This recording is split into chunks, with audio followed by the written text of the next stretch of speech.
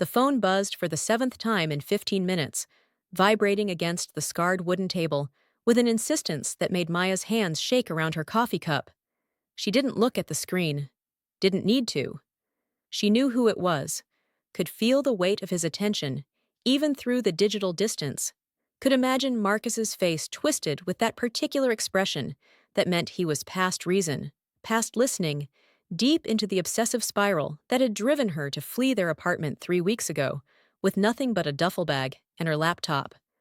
The coffee shop was warm, crowded with the Tuesday afternoon rush, students hunched over textbooks, freelancers typing furiously, a book club arguing passionately in the corner booth.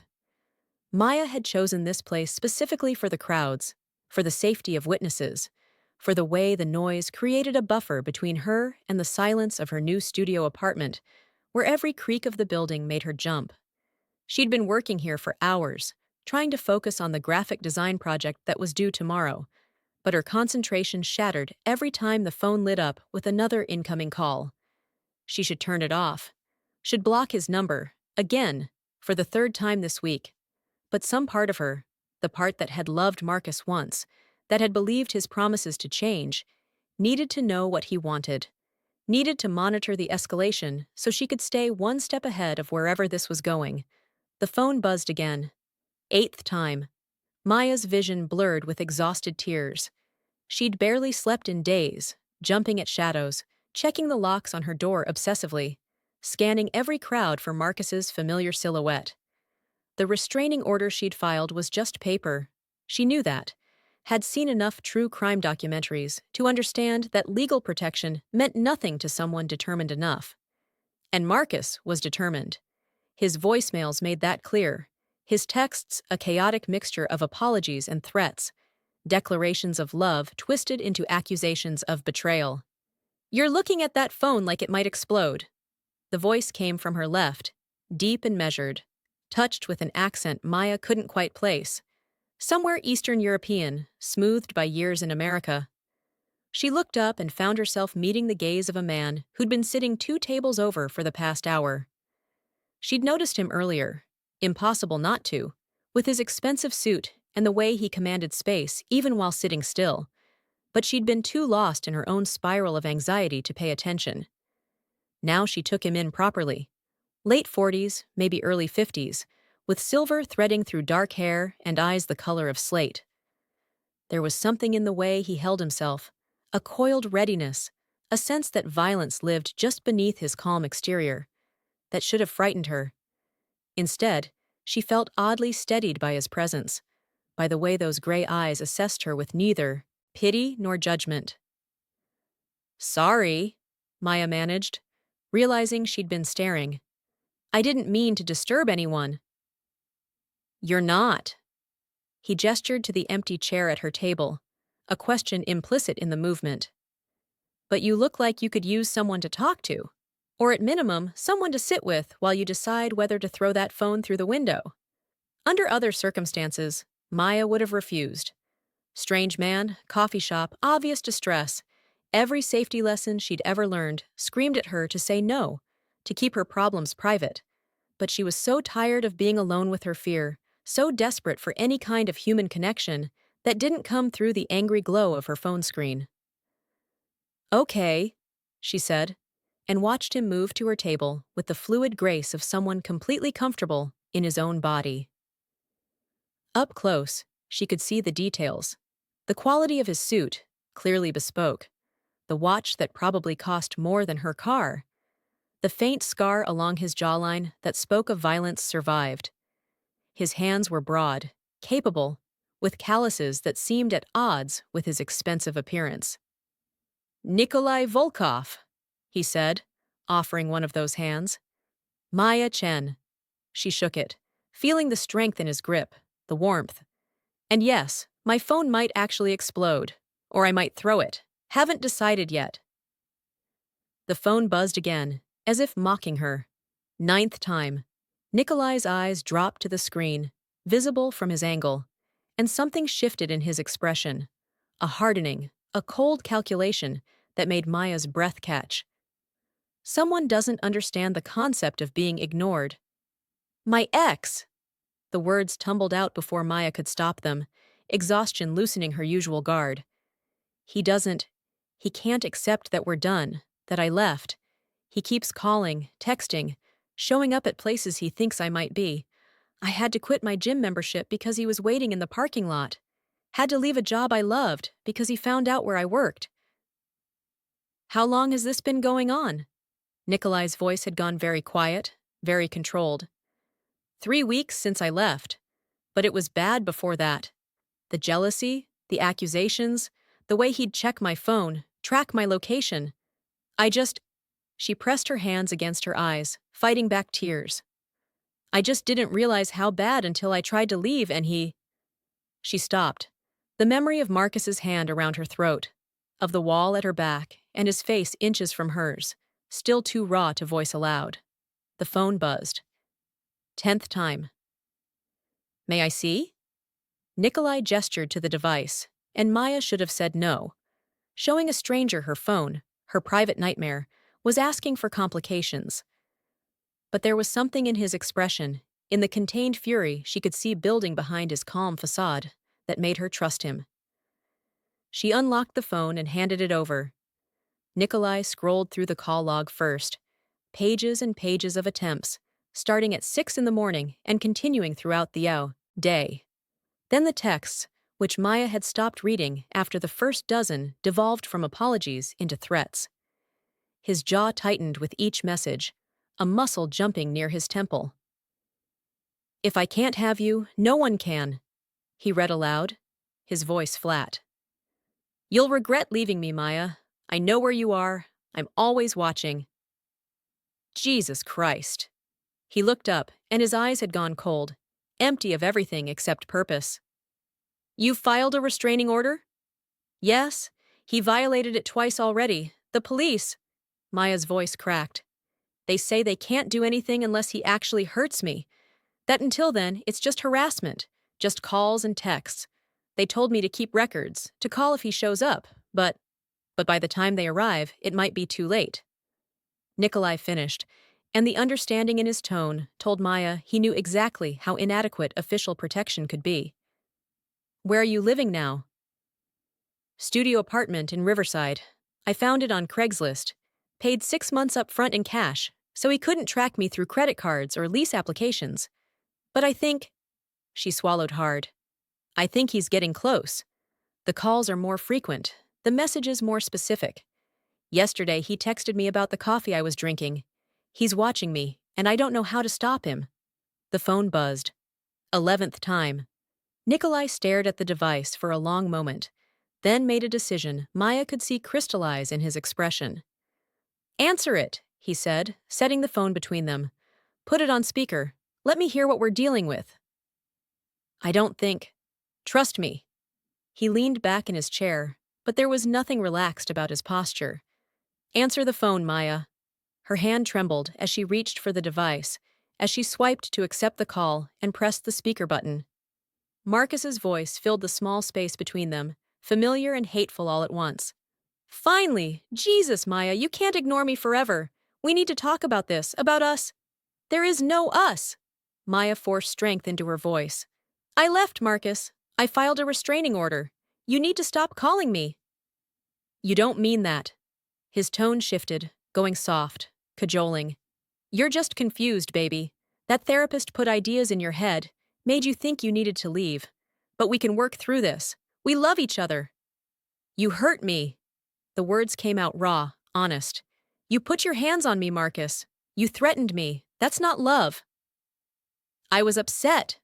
His voice rose, the familiar edge of anger cutting through. You were pulling away, spending all that time with your work friends, ignoring me.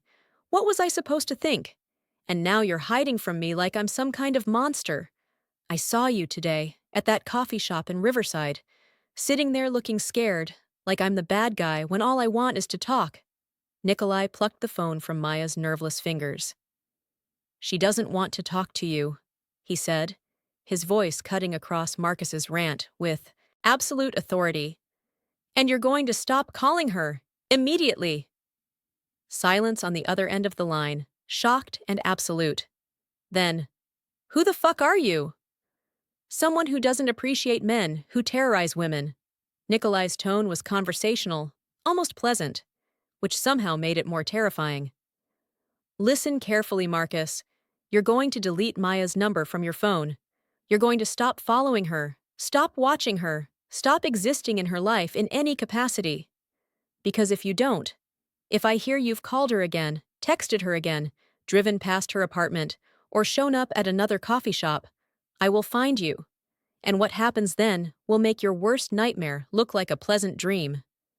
You can't threaten me. But Marcus's voice had lost its confidence, gone thin with fear. I'll call the cops. Have you arrested for— Please do. Nikolai smiled, and Maya shivered at the cold promise in it. Call the police. Tell them Nikolai Volkov threatened you. See what they say. The line went dead. Maya stared at Nikolai, her heart hammering. What did you just do? Protected you. He set the phone down gently, his expression softening as he looked at her. That man is dangerous, Maya. The escalation pattern, the stalking behavior, the possessiveness.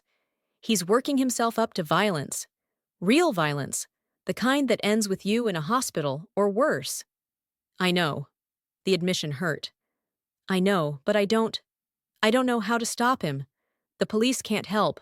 My friends think I'm overreacting, and I can't afford a bodyguard or— She laughed, but there was no humor in it. I'm a freelance graphic designer. I live paycheck to paycheck. I can't just disappear. You don't have to disappear. Nikolai pulled a card from his jacket pocket, slid it across the table.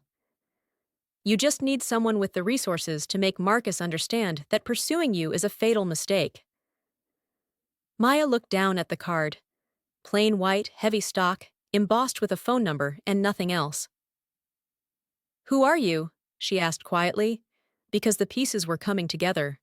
The quality of his clothes, the way he'd said his name like it should mean something, the absolute certainty with which he'd threatened Marcus. Someone who can help. He stood, buttoning his jacket.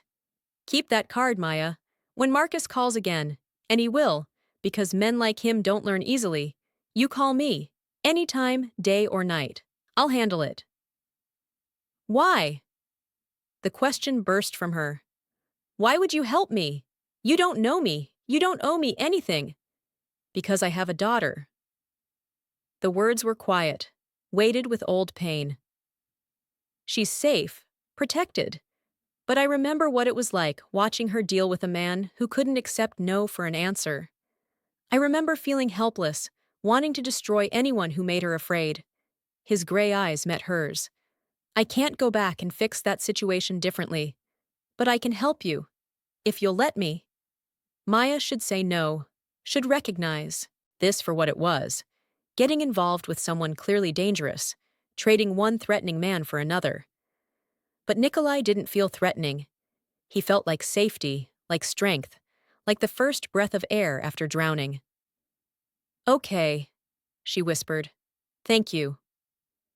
He nodded once, then turned to leave. Maya watched him go, feeling the absence of his presence like a sudden cold draft. Her phone sat silent on the table. Marcus's calls finally stopped, at least for now. She picked up the card, running her thumb over the embossed numbers. She had no idea what she'd just agreed to, what kind of help Nikolai Volkov could offer. But for the first time in weeks, she felt something other than helpless terror. She felt hope. The calls stopped for 3 days. Maya almost let herself believe it was over, that Marcus had actually listened to Nikolai's warning. She went back to her normal routine, working from coffee shops, taking evening walks, even sleeping through the night without jolting awake at every sound. Then, on the 4th day, she came home to find her apartment door slightly ajar. Maya stood in the hallway, her grocery bags clutched in white-knuckled hands, every instinct screaming danger. She should run, should call the police, should do anything except walk through that door. But her laptop was in there, her work files, her mother's jewelry, everything she owned in the world. She pushed the door open slowly. The apartment had been destroyed. Her clothes torn from the closet and shredded, her mattress slashed open, stuffing scattered across the floor. Her laptop, her livelihood, smashed on the kitchen counter, and on the wall above her bed, written in red paint that looked sickeningly like blood. Mine. Maya backed out of the apartment, her body shaking so hard she could barely stand. She made it to the stairwell before her legs gave out, before she sank to the floor with her back against the wall and her phone clutched in her hand. She didn't call the police. She called Nikolai.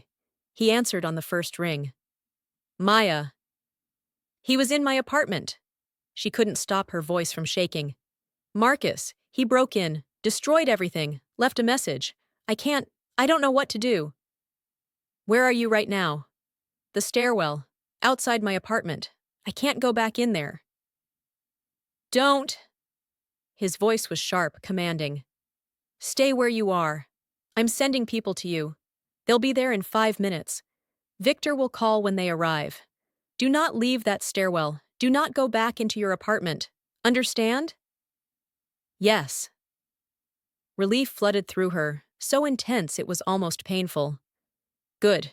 I'll be there in 20 minutes. The line went dead.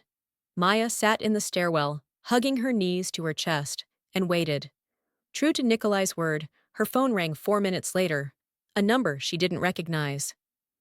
Ms. Chen, this is Victor. I'm with Mr. Volkov's security. We're in the lobby.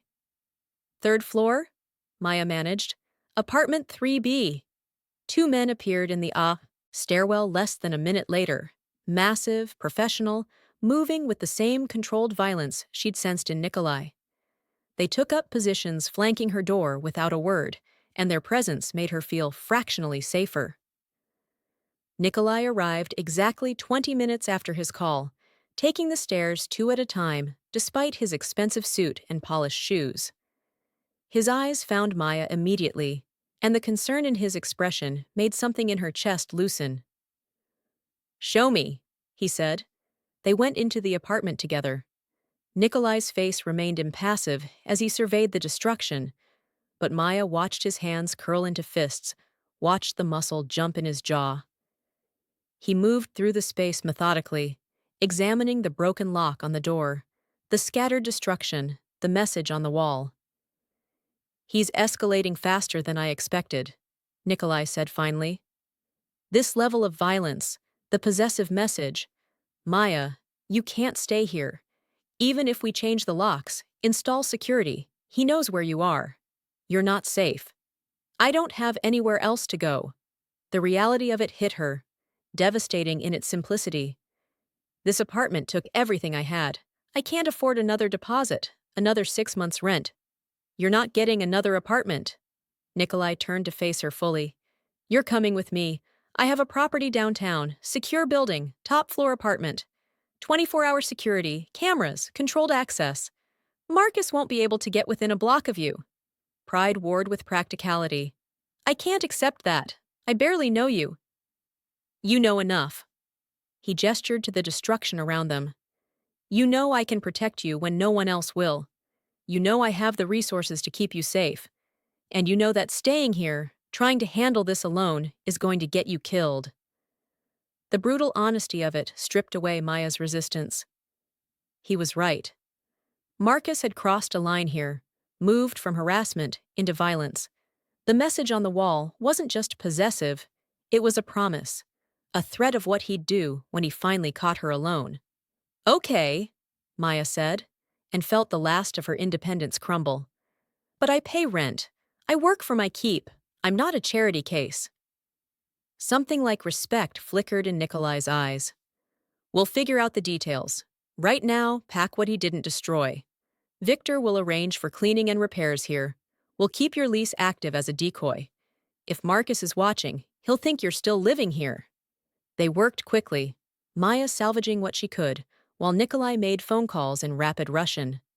Within an hour, her salvaged possessions were packed into bags and boxes, loaded into a sleek black SUV with tinted windows.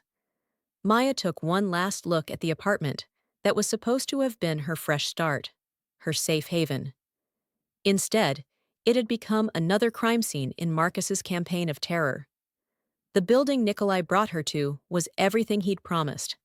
Luxury high-rise with a doorman who greeted Nikolai by name elevators that required keycard access, hallways monitored by discrete cameras. The penthouse apartment was beautiful, all clean lines and modern furniture, floor-to-ceiling windows offering a stunning view of the city lights. It felt like a cage, no matter how gilded. "I know this isn't ideal," Nikolai said, reading her expression with uncomfortable accuracy. "But it's temporary, just until we handle Marcus." "Handle him how?" Maya turned to face him. "What are you going to do?" "Whatever is necessary to make sure he never threatens you again." The cold promise in his voice should have frightened her. Instead, she felt a savage satisfaction, a dark pleasure at the thought of Marcus finally facing consequences for his actions. "I'm not asking you to kill him," Maya said quietly. "I know." Nikolai moved to the kitchen, pulling out a bottle of wine and 2 glasses. "But I am going to make him understand that you're under my protection now. That touching you, threatening you, even thinking about you is a death sentence." He poured the wine, handed her a glass. "Men like Marcus, they only understand power, only respond to threats they believe. Your restraining order meant nothing because he didn't fear the consequences, but he'll fear me. Because you're—" Maya gestured vaguely, unable to quite say the words. "Because I'm Bratva." Nikolai supplied the term easily. "Russian Mafia, if you want the Hollywood version.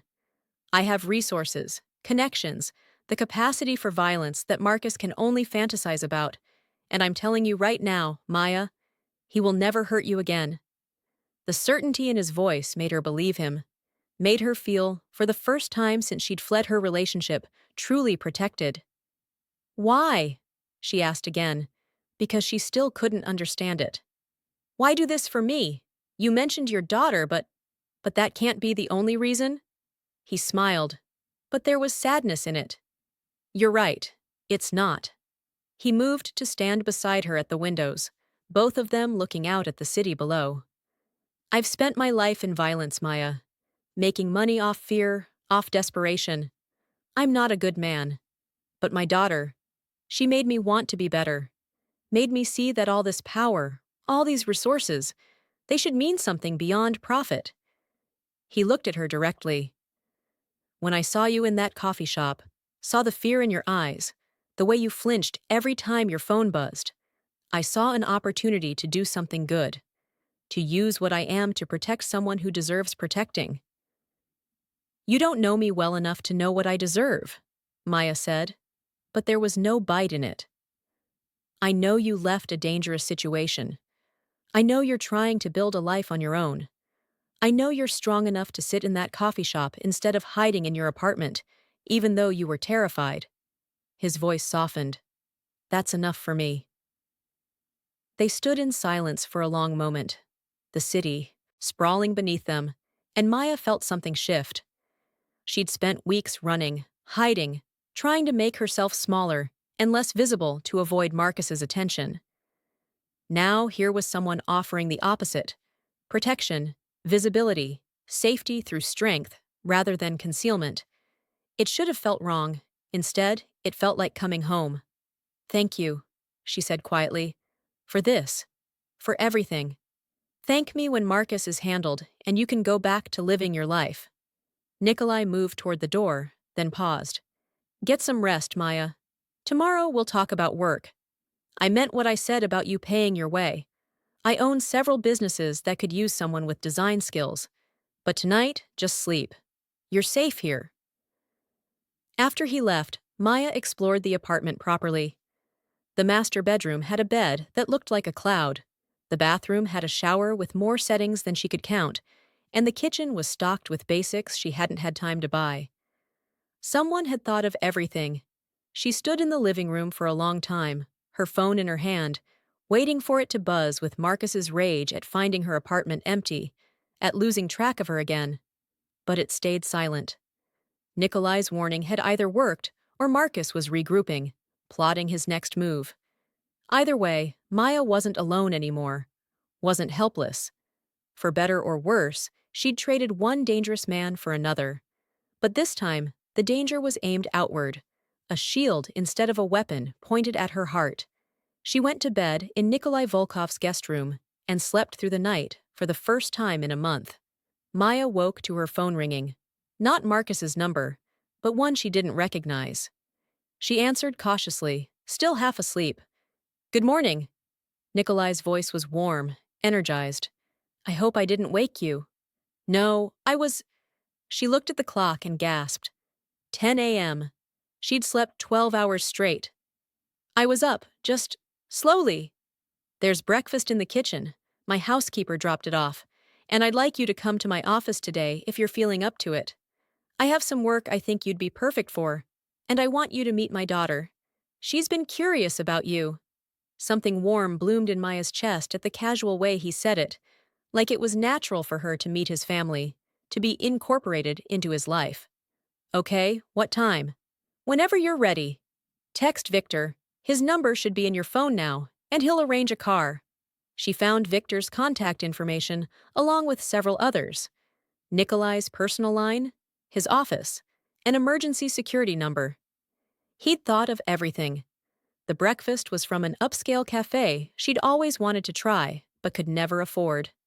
Fresh pastries, perfectly poached eggs, fruit that looked like it belonged in a magazine spread. Maya ate slowly, savoring every bite, trying to reconcile this new reality with everything she'd known before. 3 weeks ago, she'd been fleeing her apartment with bruises on her throat and terror in her heart. Now she was eating gourmet breakfast in a penthouse, about to go meet with a Russian crime lord about potential employment. Her life had become completely surreal. Victor arranged the car with professional efficiency, and an hour later, Maya was walking into a gleaming office building in the financial district. Nikolai's office took up the entire top floor, all glass walls and modern art, with a view that made the penthouse seem modest in comparison. His assistant, a severe woman in her 50s, who introduced herself as Katerina, led Maya to a conference room where Nikolai sat with a young woman who could only be his daughter. She was in her mid-20s, beautiful, with her father's gray eyes and a sharp intelligence that radiated from her like heat. "Maya Chen, this is my daughter, Elna." Nikolai made the introduction with visible pride. "Elna handles my legitimate business operations, real estate, restaurants, several tech investments.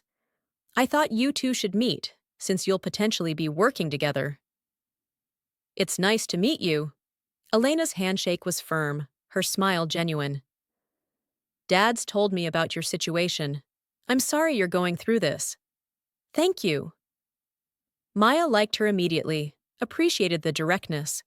They spent the next 2 hours talking about work. Elena needed branding for a new restaurant, website design for a real estate portfolio, marketing materials for a tech startup. The projects were substantial, the kind of work Maya had always dreamed of landing. And the pay Elena offered made her previous freelance rates look like pocket change. "This is too much," Maya protested, when Elena slid the contract across the table. "It's industry standard for the quality of work we need." Elena's tone was kind but firm. "And honestly, we need someone in-house who can turn things around quickly. Most of our current contractors take weeks. We're hoping you can be more responsive." It was a job. A real, legitimate job with benefits and steady income, and projects that would look incredible in her portfolio. Maya wanted to cry with relief. "I accept," she said, and signed the contract before she could second-guess herself. Nikolai had watched the exchange with satisfaction, and now he stood. "Elena, can you give us a moment?" His daughter nodded, gathering her materials. "Welcome to the chaos, Maya. You'll fit right in." After she left, Nikolai moved to the windows, and Maya joined him there. "Thank you," she said, "for the job, for—" "There's something you should know." His expression had gone serious. "I had people watching your old apartment last night. Marcus showed up around 2 a.m., found it empty, destroyed what was left, then sat in his car for 3 hours waiting for you to come home. He's not giving up, Maya. If anything, losing track of you has made him more desperate. Fear coiled in her stomach. What do we do? We end this. Nikolai turned to face her fully. Tonight, my people are going to pick up Marcus. We're going to have a conversation, him, me, and several large men, who are very good at making points clearly understood. By tomorrow morning, he'll either be leaving the state permanently, or he'll be explaining to the police why he's been stalking you, complete with evidence we've been collecting. You've been collecting evidence? Maya asked. Since the day we met. Every call, every text, every time he's violated the restraining order, plus surveillance footage from your old apartment building showing him breaking in. Nikolai's smile was cold. I don't leave things to chance, Maya. When I said I'd protect you, I meant it. Completely.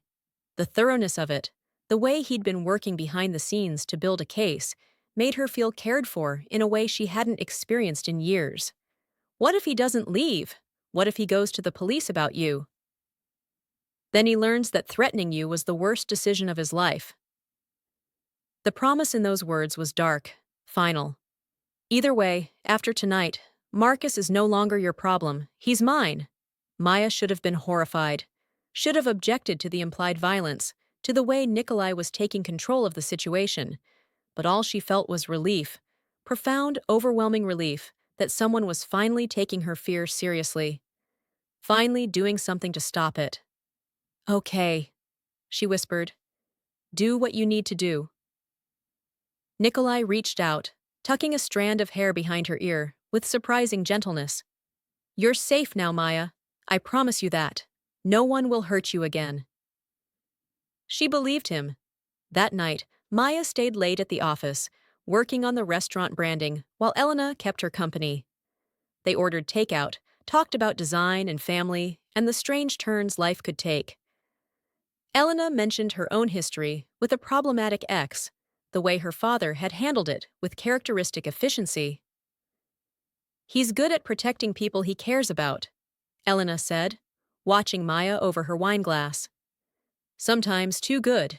He can be overwhelming, but his heart is in the right place. I barely know him, Maya said, but I trust him. Is that crazy? Not when your instincts are right. Elena smiled. And from what I've seen, you have good instincts. You left Marcus before things got worse. You accepted help when you needed it. Those are signs of strength, not weakness. It was nearly midnight when Nikolai called. It's done, he said simply. Marcus is on a plane to Oregon. He has family there. He's signed a legally binding agreement to stay away from you, and if he violates it, he'll be arrested immediately for the break-in. We have evidence, testimony, everything the police need to prosecute. He won't bother you again. He just agreed?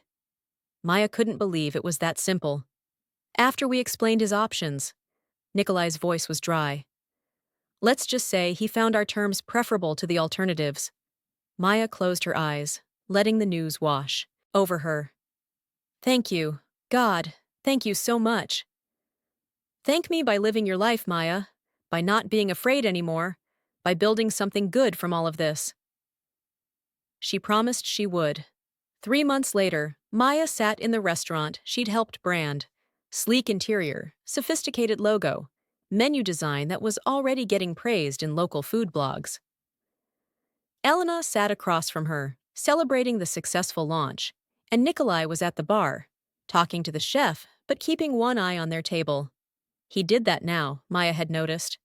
Kept track of where she was, made sure she was safe without being intrusive about it. They'd had dinner several times, coffee more often than that. She'd met more of his family, his business associates, had slowly been incorporated into the strange world he occupied, part legitimate businessman, part something much darker. She should have found it disturbing. Instead, she found it fascinating. Found him fascinating. The way he balanced ruthlessness with kindness, the way he protected fiercely but never possessed, the way he looked at her like she was something precious instead of something to own. It wasn't romance, not yet. But it was something. A connection forged in crisis, deepened through trust, building towards something neither of them had quite named. He cares about you? Elena said, following Maya's gaze. More than he wants to admit. I care about him too. Maya admitted it out loud for the first time. Is that wrong? Given how we met, what he is? Would you rather he'd walked past your table that day? Left you to handle Marcus alone? Elena asked. No. The answer was immediate, certain. He saved my life. Maybe not literally, but maybe literally, Elena corrected gently. Stalking situations escalate. You know that. If my father hadn't intervened. She trailed off, but the implication was clear.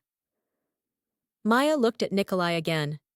This dangerous man who'd offered protection without expectation, who'd given her safety and work and space to rebuild her shattered confidence, who looked at her now with warmth in his gray eyes, with something that might have been affection. Her phone sat silent in her purse. Marcus was gone, frightened permanently away by threats and evidence, and the weight of Nikolai's resources. She'd gotten her life back, better than back, transformed into something new and strange and full of possibility. I think I'm going to stay, Maya said, more to herself than to Elena. Stay where? Here, in this world, with him. She met Elena's eyes. If he'll have me. Elena smiled. Trust me, Maya. He's already decided he's keeping you. He's just waiting for you to decide you're staying. Nikolai came to their table then, sliding into the booth beside Maya with casual familiarity. What are we celebrating? New beginnings, Elena said, raising her glass. And people who aren't afraid to protect what matters. They toasted, and under the table, Nikolai's hand found Maya's.